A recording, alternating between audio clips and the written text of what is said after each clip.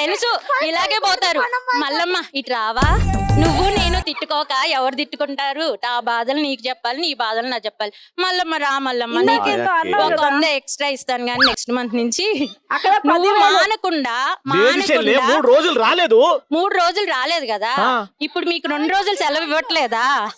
నాకు 2 అంటే నేను పాలోనా? ఒరే బుర్ర తక్కువ ఎదవా, నాకు 2 రోజులు సర్వీ అంటే నేను పేపర్ వేస్తున్నా. మల్లమ్మ నీకు నెక్స్ట్ మంత్ నుంచి ఒక 100 ఎక్స్ట్రా పెంచుతున్నాను. అక్కడ గౌరక్క నాకు 10,000 ఇస్తానంది. కానీ వాళ్ళు నేను చూసుకున్నంత బాగా చూసుకోరు. అవునవును. ఏం చూసుకుంటావు? 4 రోజులు తప్పితే దోమలన్నీ అక్కడ పూడ్చిపెట్టినావు, నేనేం చేయాలి? ఏం మాట్లాడుతుంది పని మనిషి? నేను ముఖం మీద వచ్చి మాట్లాడుతుంది.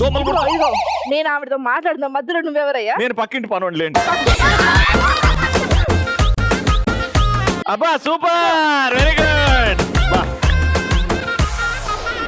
సో ఇప్పుడు వీరిద్దరికి ధైర్యం వచ్చిందేమో. నాకెందుకో మా అక్కను చూస్తుంటే ఎందుకో టెన్షన్ అవుతుంది. ఈవిడ పని మనిషిని తిరుగుతుందా, పని మనిషి వచ్చి ఈవిడిని తిరుగుతుందా అని. దేవుడా, ఏం జరిగినా మీరే ఓనర్ మేడం, మీరే ఓనరు. ఓకేనా? మీ ఇంట్లో పని మనిషి పేరు లక్ష్మమ్మ. లక్ష్మమ్మ పో.